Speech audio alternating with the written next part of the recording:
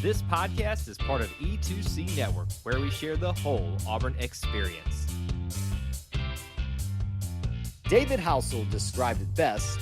We are living the whole of the Auburn experience. You can quantify it, you can qualify it through a variety of different times, people, places, matchups with certain blue bloods and basketball, TV windows. But no matter how you want to talk about it, the Auburn experience at its heart and at its core is all about Auburn sports, Auburn culture, and of course, the Auburn family. Since it's about family, we got to get some members in here of that particular unit. I'm your host, Kyle. Alongside me, as always, the best co-host in the land, Mr. Austin Scott, back for episode 81. Welcome, sir. Thank you, War Eagle Kyle. Hope you're doing well. Hope you're not too sunburnt from your vacay. But glad to be back. Episode 81. I mean, that's a good number. That's a really good number. Really good number. We can rattle them off here. We got Frank Sanders, CJ Uzama, Jarris McIntyre, Darius Slayton, Terrell Zachary. It's a whole group here for episode 81 of pass catchers and elite pass catchers.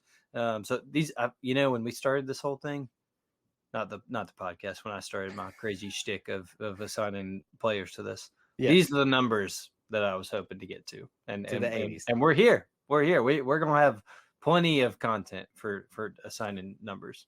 Well, that's a good number. I agree with you. You rattled off some great names there. Go quick plug for everything we do here at E2C Network. We've interviewed Jarris McIntyre as part of our Auburn Roots series. So go check that out where he tells his Auburn story. I forget which number it is off the top of my head, but that's out there if you want to learn about a number 81. But since this is episode 81, let's get into it. We got Auburn potpourri to start off the show as always for you. Lots to discuss here. Let's start off with some increasingly happy news. Every episode, it feels like we are having a Brian Battie update. And we've been very cautious. We have been very reluctant to go dive into details outside of what's been provided by the family, but we are continually getting more encouraging updates from family members of Brian Battie, the Auburn football player who was injured in a gun violence incident, somewhat seemingly was going to be having to deal with some permanent paralysis. And I don't know what the prognosis is on that, but we got the update this past week that not only is he improving, but to the point where he is forming words, moving his extremities more, and actually showing personality coming out. So to me, Austin, there was a time where I felt like we got an update that things are not improving the way they need to be encouraging. And now it seems like every single week we are getting a more encouraging word about Mr. Brian Battie, and it makes me so happy. Oh, I totally agree. And I read that update this week. I believe from his mother, and you could tell the optimism in her words. You could tell the thankfulness, and that just things are looking good right now. We're not guaranteed anything, but they were very happy to be out of the ICU and happy to kind of take that next step in progress for Brian. And I think that we are very transparent on here. That is an answer to prayer, and we're so thankful for that family to be able to experience some joy in this moment and just pray that continue to get good news and Brian continues to heal properly. We'll continue to keep him in our prayers and hopefully continue to get positive updates. Yeah, this is just, it makes me so happy in what is such a tragic situation that happens, all too often, no matter what the situation and what it caused, where a young person has something life altering like this happen. And in the prime of their life happening that can take away what we viewed as their, opportunities of potential and things like that. And obviously this is a big life-changing moment for Brian. And hopefully he is going to utilize this to continue on in his life and continue to do great things in whatever form or fashion that takes shape after this point. But encouraging word for Brian Battie and from his family. Hope we're going to get to talk about that a little bit more in the coming weeks. Let's talk about let's do softball coach stuff, because look, it's a new era for Auburn softball. We've talked about our new coaches, co-head coaches, the Malveaux. They already hired one assistant coach. We've got another one, and this has got a little bit of an SEC flavor too, coming from Ole Miss, stealing one from the Rebs. There's a really interesting dynamic, Austin, between Auburn and Ole Miss these days, stealing coaches and certain shenanigans across several sports, to be honest with you. But Auburn softball hires DJ Sanders to come be another assistant coach. So that brings it up to 2. I'm not really familiar with how many assistant coaches is enough in softball. It feels like we normally have 2 to 3, somewhere in the range of that. When you have 2 co-head coaches, I wonder if that's the beginnings of the end of the staff. And I'm not knowing where she's going to fit into what her focus is going to be. But your thoughts on DJ Sanders coming to be on the softball team? Yeah, and with no disrespect to her or no awareness to her, I didn't know much about her. It seems like she's been at Ole Miss, Missouri, Mississippi State. So, like you said, plenty of SEC experience and flair. But you're right. I have a similar feeling. My first wonder was, is this rounding out the staff? Like, is this kind of an indication of where maybe some names that Auburn fans are wondering where they'll end up are going to be? I think Emily Carriasoni, Hannah Sparks, those are 2 that I think Auburn fans are kind of wondering, are they in the future for Auburn softball? Mm-hmm. I think you have to be honest and say right now that might look not as much of a possibility as it did before the coaches were announced.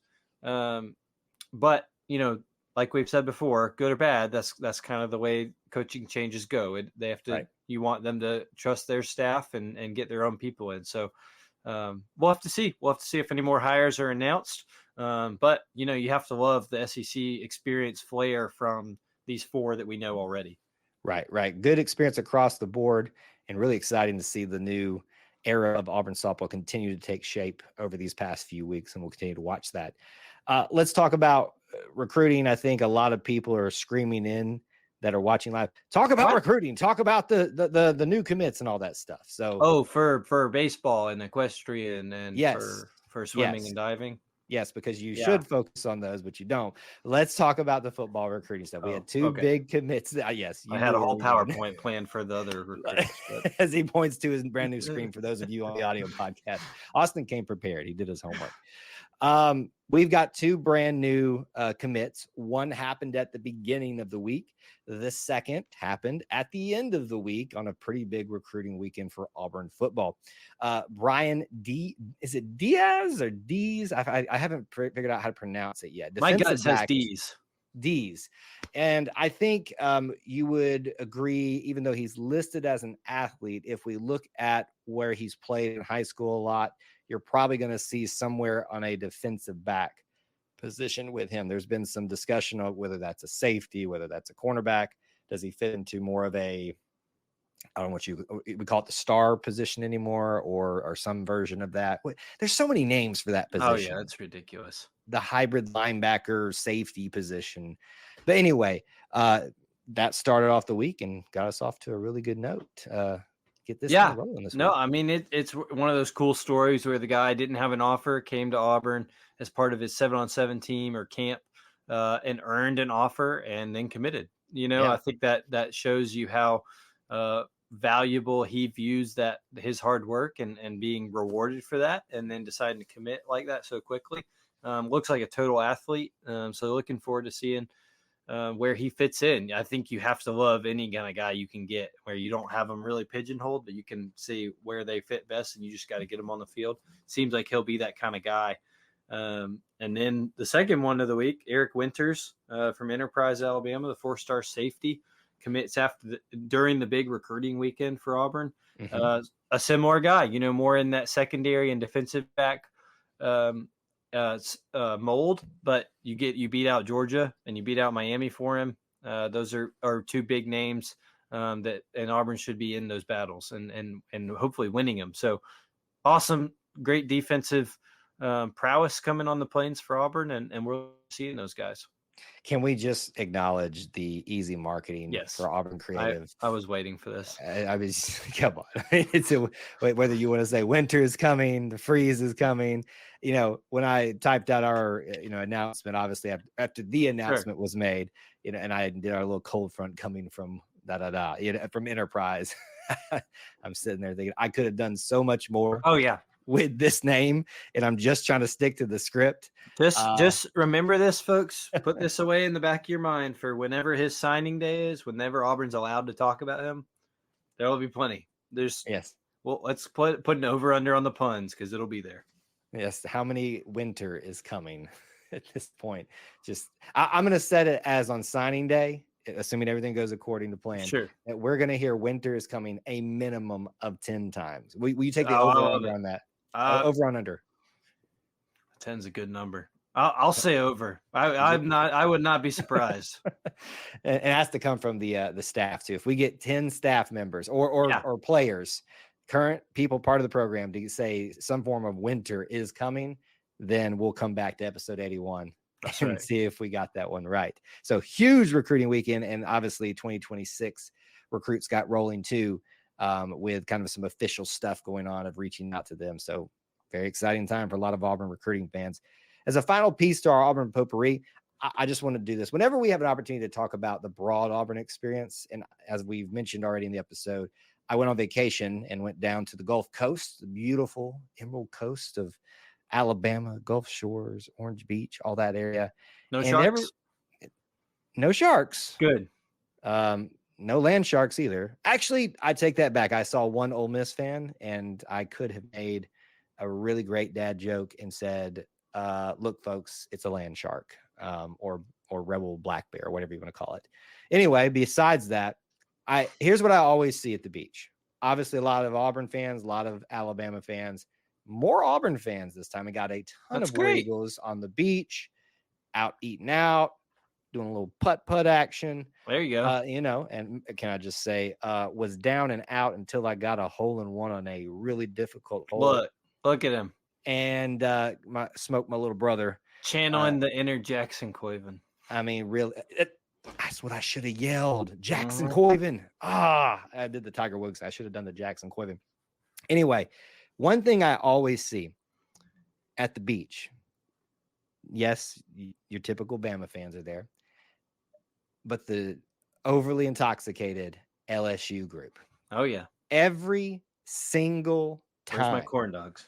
I mean, yeah, dude, you should whip them out right now. Put them on the screen as they come by for you. Austin, do you experience the same thing? Oh, yeah. LSU fans, but in a large group and just not in a good state of being. No, they're enjoying themselves, and only themselves.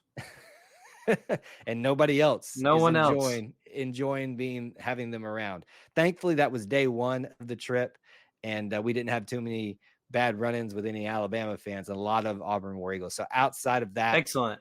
It was a great trip in those experiences within the Auburn experience. So if you guys have any funny stories out there, any funny interactions with any fan bases, especially Alabama LSU fans down at the Gulf Coast, or just out on vacation, shoot us a message on social media. We'd love to hear about them and, of course, make fun of them with you.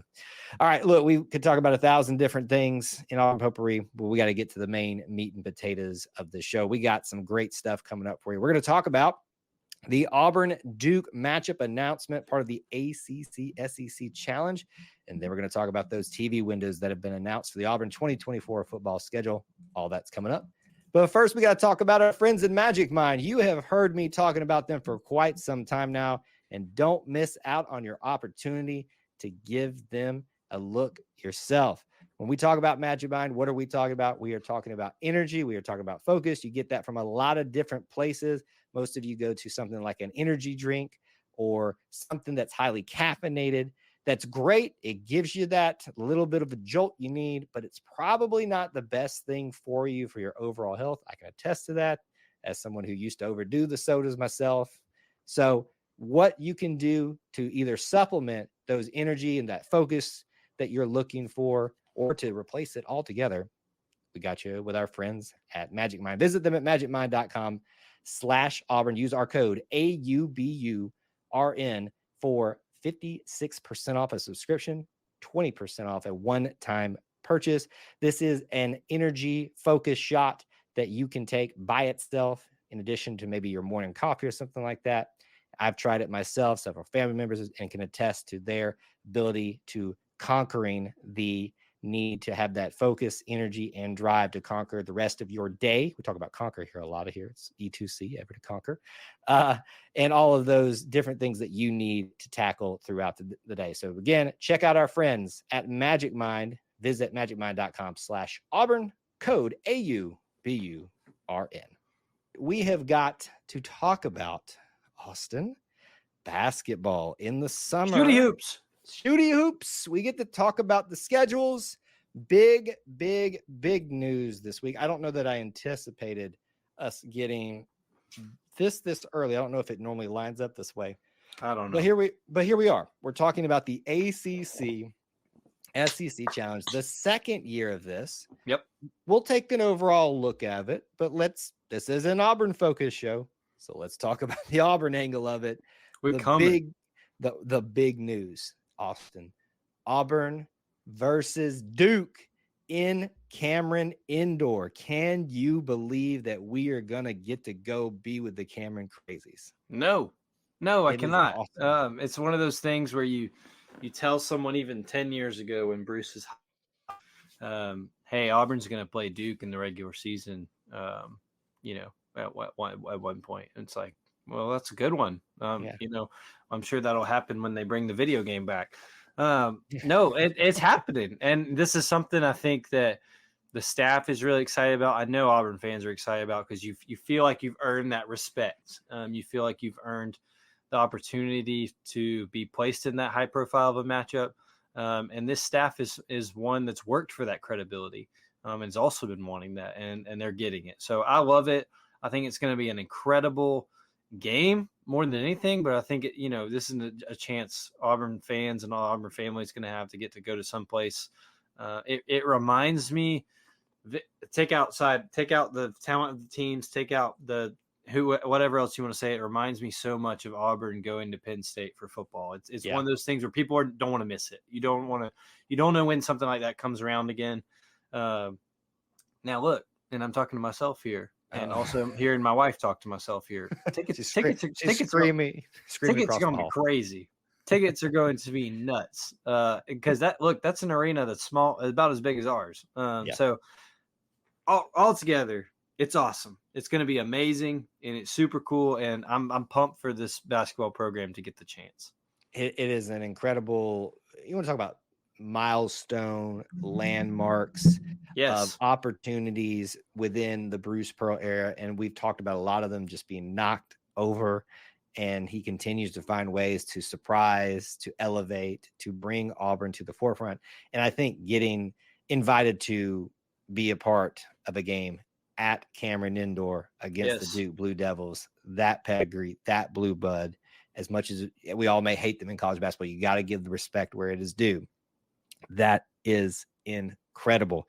You are right. Those ticket prices are going to be ridiculous.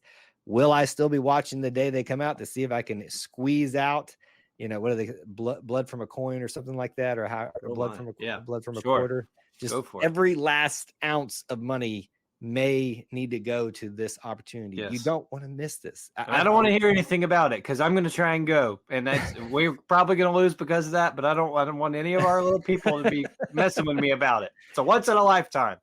If you're not aware, there does seem to be some correlation. It's all coincidence with Austin traveling on the road to watch Auburn men's basketball. However, or any sport really, but that's fair. Keep going.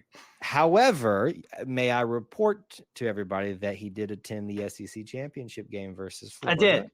I'm on a hot streak. However, it was a neutral site. And it's okay. That still counts. I don't know that it does. So I don't know that we can fully say you have redeemed yourself yet. Well, it might still be there. Gonna try. This would be a good one to write the ship on.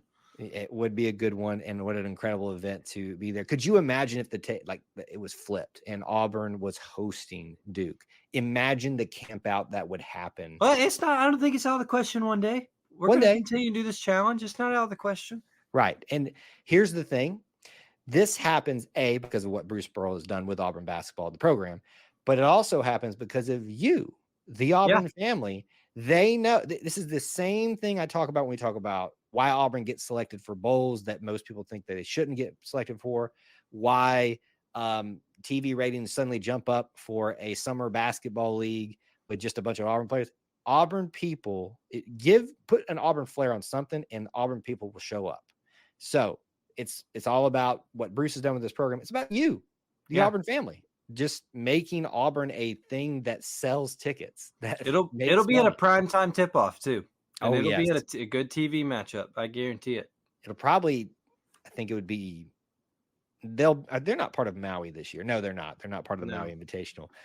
That would make sense for us to do if we had the chance to play them there, which we did play them in Maui several years back, and it didn't go well.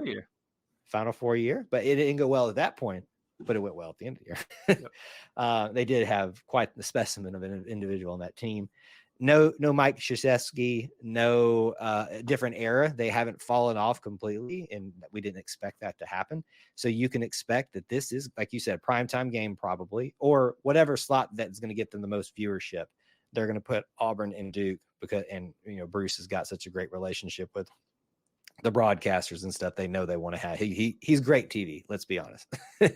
Duke and Bruce. And by the way, last time I checked, Bruce Pearl still is the head coach of Auburn basketball. Did you notice that? I did know that. I was very aware. It was surprising because I was Not anywhere told else. I was told he was going up north. Nope. Didn't happen. Keep wishing. Keep dreaming. Keep dreaming. Keep wishing. Keep selling dreams to people that they can't cash in.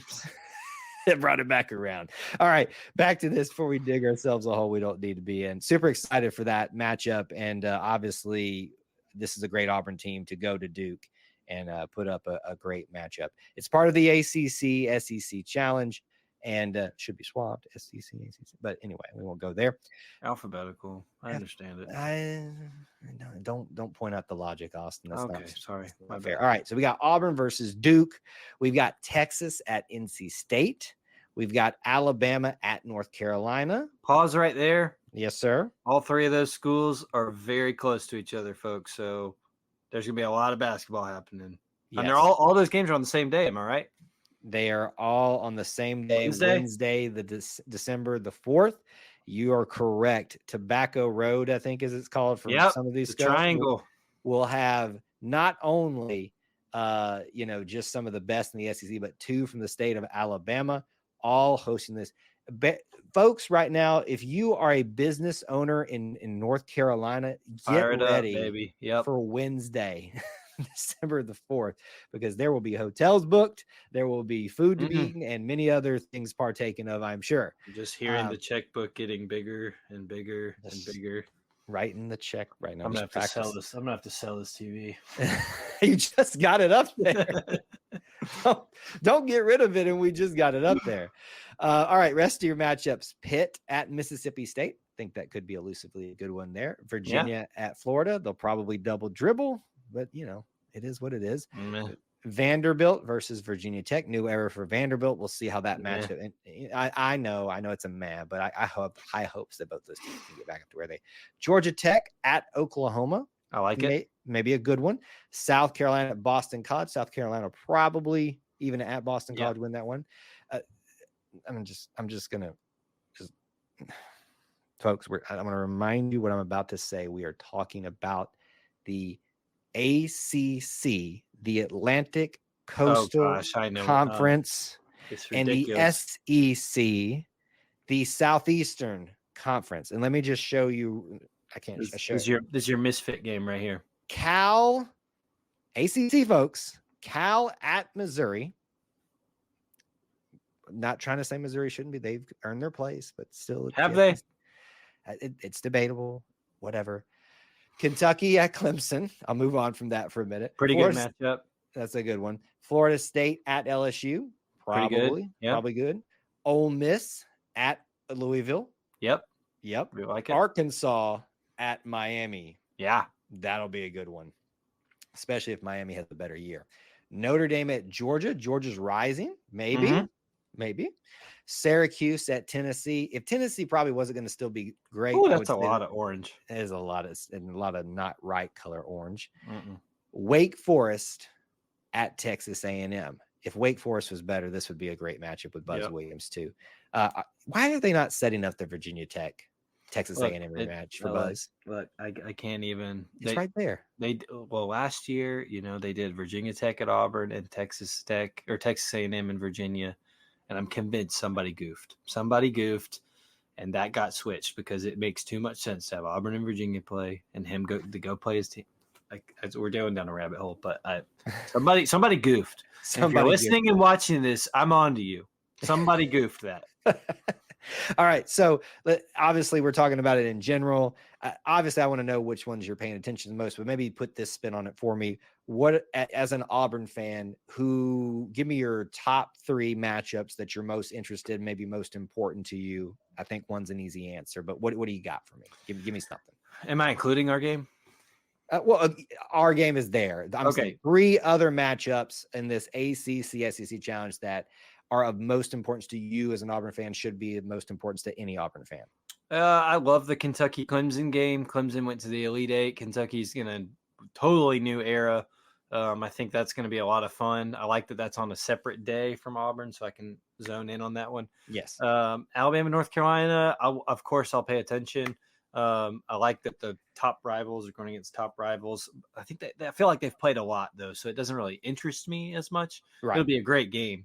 The Texas NC State one definitely interests me. I think that those are 2 fun offenses with 2 fun coaches. That'll be interesting to see, especially with a brand like Texas coming to NC State. And then you mentioned Arkansas, Miami. I mean, I think that those 2 are going to be such differing styles and differing coaches. It'll be interesting to see where they are at in December. And I think that's another key part I want to mention about this will be in the early December when so many teams are still figuring stuff. Right. Auburn will be included in that. So it could be chaotic, but I think it's going to be a lot of fun. I love how many games there are. We live in an era where the AC is still considered just historically the better of the conferences in basketball. But the SEC in modern times has risen to the occasion and made this a conversation about currently who could be the best. And this is obviously a challenge that helps sort some of this out here. I think, just like we talked about what's most important as an Auburn fan, for the SEC winning this, you're looking at probably the most important matchups there. Obviously, Auburn versus Duke, Alabama versus North Carolina, Arkansas, Miami, you throw into the mix there. I think obviously you got to talk about Texas, NC State. Those are going to be your marquee ones, but there are some elusive ones in here I think are going to be important. Virginia and Florida, I think, is one of those that is going to agree with Florida making their way to the SEC championship game last year under Todd Golden. Can they maintain that? Ole Miss, Louisville, I think that's important. Georgia Tech, Oklahoma, I think that's the one that's kind of got me intrigued for some reason, not just because it's at the top of the list that I'm seeing here, but that's where I kind of look at in terms of what's most important as an Auburn fan. But when we take the broader SEC scope of winning the challenge, this is the one time that I will be an SEC guy because I want to beat the ACC in this challenge. Lots of good basketball being played Tuesday, December 3rd, and then the most important day, Wednesday, December 4th for Auburn. Time to be announced. Be watching for that. Huge, exciting news in the summer for us to get to whet our appetite for what's going to come for college basketball in a few short months. We've been talking a lot of schedules, whether it's, any number of sports that we've been having, but we had definitely, Austin, the last several episodes, or at least maybe skipping one here or there, talking about TV times, kickoff times for Auburn football's 2024 season. And the picture is finally somewhat in certain scenarios coming more into view. Don't shake your head. we do know some of the kickoff basically times. Do we? Some of them we don't. But the SEC this past week at the very beginning announced their windows for the rest of the conference game. So effectively, you as a college football fan, an SEC fan, an Auburn fan, can somewhat plan your whole season out about what to expect. Austin's still shaking his head. Let me give you a little bit more information before we dive into what he's disappointed about, and he is probably right to be disappointed about all of that. So what we had left to be announced outside of non-conference schedules, which was already pretty much figured out. And then some of the marquee SEC games were already announced what times there would be because of TV rights and all that stuff that had to be worked out. But the SEC schedule for the rest of the time was going to fall into an early window, which would be somewhere between 11 a.m. to 12 p.m., a afternoon window, which could be 2:30 to 3:30, a night window 5 to 7 p.m. and then the flex window. Austin, how much more flex do they need with a 5-hour window to figure out when they want to play these games? I mean, look, you okay? This is gonna be my crotchety old man area, and I'm gonna quote our friend because he said it better than I ever could. I'm gonna bring up Clint. Mm-hmm. Clint's post after it happened. Loved that the new TV contract was supposed to bring specific game times early on, and then they just promote it as windows like they're coming to service your HVAC between 8 a.m. and 3 p.m. That's 100% what they did. I feel like I'm waiting on AT&T to come set up my router between 6 a.m. and the sun going down. I mean, this is a joke. I'm sorry. This is absolutely a joke that we were sold a dream. There you go. Right, there it is again. On ESPN being able to tell us, okay, you'll know game times in the summer. You can plan your whole trip for October 21st and know what time you need to be there for your Mama G's sandwich and what time you need to walk the Tiger Walk and what. No, all they're doing is giving you giant windows of, hey, we might switch it up, but we're just kicking the can down the road. Right. And it makes zero sense to me because it's not the way the NFL does it. And that was what it was supposed to be like is give the times, but know that it can change based on what the matchups might be that fall. And I'm totally fine with something like that. We look all the time at, say, what happens throughout the year determines where the best game should be. I'm okay with that. That's why in the current model we've had, they wait 2 weeks to see if somebody starts tanking that should be better than they are, or if they have a game that has risen in popularity. And I just don't like it. I don't like how the model is set up. Yes, clearly. And it was, I think, and I get it because I think Auburn is such a team that is traditionally every year can be up and down. You don't know what they're going to get with them. So it lends itself to Auburn getting most of those flex ones because it feels like they got a lot. And I just hate it.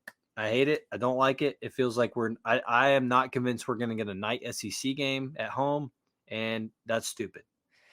Here's the most valuable piece of what happened. We know when the morning games are going to be. Oh, yippee. I know. But at least we know, because how many times have we been dreading, are we going to get that morning game for this one? And then you realize it is, and it's like, why this is the one I planned. So now you, the Auburn family, can at least know you're going to be part of a morning event, especially if you're coming to one of those ones that's going to be really hot. For the first half of the year. Anyway, actually, and none of those will fall within that. Anyway, let's just talk about it. Okay, so as a reminder, we now know that Auburn, before this announcement, was going to have a 6:30, a 2:30, and a 6:30 kickoff times for their first 3 games against Alabama A&M, Cal, and New Mexico. Let's do this bite size, Austin. I'll take maybe 3 or 4 at a time here. September 21st versus Arkansas, flex, meaning we have no clue when. Meaning you can plan, but actually you can't. Actually, you can't, which is why this is grinding Austin. You might have your bacon at lunch or you might have your bacon at night, but you definitely won't have it in the morning. But at least it's bacon and you can have it at any time. Like it's good whenever, right? It's not a bad thing. You're right. It's not a bad thing. We can make peace with that at this point. September 28th, the big one that we're waiting for on that homestand, first time Oklahoma comes to town, is going to be an afternoon game, which means 2:30 to 3:30. Gonna be hot. Gonna be that. Just be ready. Just be ready. This is why I picked my seat in the upper deck, or where I strategically picked it, because I will get shade before any of you all do. And there's a way to figure that out, folks. Sometimes you sacrifice a little bit of a view for survive up there. So afternoon game for Oklahoma. It could be worse. I do think that we are suffering because of the Alabama-Georgia situation that week, them getting that primetime game. But let's be honest, if you look at the schedule, Auburn versus Oklahoma is probably the second best matchup of that week if both teams do what they're expected to at that point, and you want to fill that midday slot with a primetime level game. So can you make peace with it, Austin? I can. I really think it would have been awesome to give Oklahoma their first SEC road taste as a night game in Jordan-Hare. But like you said, I get it. That is kind of a downfall of the ESPN contract. They have the ability to put where they want, and Alabama, Georgia is going to get more eyes. It's just going to be the case. So I get it. I think any other week we get that nighttime slot, but yes, I get it. So I think at least they told us a specific time. They somewhat specific time, a 1 hour window. Yeah, I'm okay with it. That's fine. We'll accept that and move forward. October 5th, a flex for Georgia, meaning you don't know what's going to happen. I think, though, obviously this is contingent how Auburn is doing at that point, / what the level of interest in this game in Athens is going to be for a national audience versus just the fact that it's the Deep South's oldest rivalry. It's frustrating. We won't know that, but the way it's going, it feels like it's going to be a night game for what they have chosen to be their homecoming game. Is the window still for them to decide like 2 weeks? That's a great question, and I feel like that sounds right, but I could be wrong. Yeah. We'll hopefully that we should know within the 2 week, unless you do that weird where they get the extra week to decide. Gosh. I know. Let's not even go there. Let's keep moving forward. October 19th, after a bye week, early game, first true early game versus Missouri. Makes a lot of sense. And we're going out to Missouri to play in an early game. That's not a good formula, is it? No, that sounds like an Auburn disaster, but we'll just take our lumps and bruises and go play Mizzou. It's like crack of dawn. It's like they said, this is a year when Missouri looked like it on paper could beat Auburn just based on what we know currently. Let's make it as difficult as we can for Auburn. We know struggles at 11 a.m. and on the road. Road. Gosh, I'm already getting worked up about that. He's got a cold sweat going on right now. However, and I will tell you this is, I think, kind of fun. A night game versus Kentucky, who could be good or bad. Auburn, obviously on the road. On the road. I've been to Lexington to a night game there, that was a lot of fun. Their announcer's annoying. Very. But it is also CM Newton Stadium, which really threw me for a loop, being there the championship. Which one did you go to? Like whatever CM Newton Stadium is. No, I know which game. Auburn the championship year. The champion, like there, I watched. Really? I graduated during the championship year. That's right. I literally watched from the sideline Cam Newton fly out of bounds. Yeah, and throw a touchdown essentially. How about that? I didn't know that. I went in 15 when Sean White was there, so not quite this, but we won. It was a Thursday night. That was kind of fun. Thursday night, man, that was the day that was the time, I should say. I'll bring that up later. Early game, Vanderbilt on November 2nd. Oh yeah, just wait. Where is that? That's at Auburn. Okay, that's good. We don't have to go watch the screen from the Bobcat hanging out in the back of the end zone, and they can actually watch how a board is made in smart. That's true. They'll be able to see our construction. And in the most oddly specific part of this schedule, 11:45, not even a window, just says 11:45, no negotiating ULM. That's yippee. 2 early games in a row. Thank goodness the Warhawks get to plan their day up to a T, but for the rest of us who want to go to the actual games that matter, I know we lost to New Mexico State. Someone's going to comment that. But just let it go. 11:45 for ULM. I don't understand that. And I think that's one of the biggest things I'm going to have to get used to with this ESPN contract is we're not on 11 a.m., 2:30, or 6 anymore, or even 6:30. It's like we got any minute on the clock is game for ESPN ABC. Be ready to roll at 12:37 p.m. kickoff. Here we go. Right. And then if that wasn't, difficult enough to process, 2 flexes to end the year with ending the year versus A&M. Hopefully that will be a night game for us to have a great end to the home year. That's the only one I want. That I don't care what the rest of them do. Like they're probably going to mess it up, and I recognize that the A&M one is probably most dependent on how the year's going, right? It will be, but at the worst, it's an afternoon game. But for senior day and the last home SEC game, A&M's new coach, please just give me that one, Kyle. That's the only one I want. I agree. I agree. I'll do what I can. I'll talk to the powers that be and see what I can do. Thank you. And then you understand this one. Alabama is really going to depend upon Sure. what both teams are doing at the end of the year. They want to put the Alabama-Auburn game in the best possible time slot to make the most viewership, to make the most money. Like, I get it. I do. It's frustrating. We'd love to know exactly a more solid time frame, but maybe in an era where Auburn is showing that it is now stable, and that Alabama, also going through transition, is still stable too, that we may know, such just like the Alabama-Georgia matchup, Iron Bowl will be played at 2:30 at Auburn or at Tuscaloosa, wherever it is that year. But that's your schedule. That's or it. your TV windows. Final thoughts?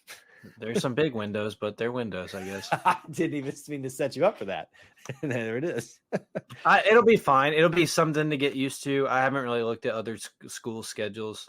I just feel like with Auburn and the nature of how they can be in any game or they can be out of any game is they're going to get a lot of these flexes. So it's probably something I need to get over and get used to, but that day's not today.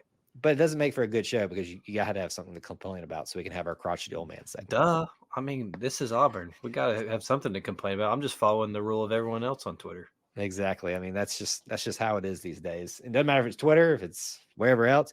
Facebook, folks. Oh my gosh, yeah.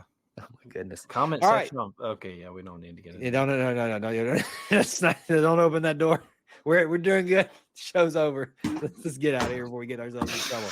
All right, that is the episode 81. We appreciate you all hanging out with us, spending some time, being a part of our little family within the Auburn family. If you want to keep up with me, do so on X at Kyle Loomis 24. Where can they keep up with you? Yeah, at Austin G. Scott on X, Instagram, whatever. One last final note. Happy Father's Day to all those listening. Any fathers out there in our Auburn family, any fathers that are certainly deserving of being fathers and have been at any time. We are very thankful for you and for what you are. I'm a strong believer in that fathers and men are important in this world. So happy Father's Day to all those out there listening. Hope you've enjoyed a great day. And shout out to the father of Auburn sports, George Petrie, obviously. And we could argue truly what we know as the modern Auburn football should journey. And then you could keep going, Pat Dye in a sense, so on and so forth.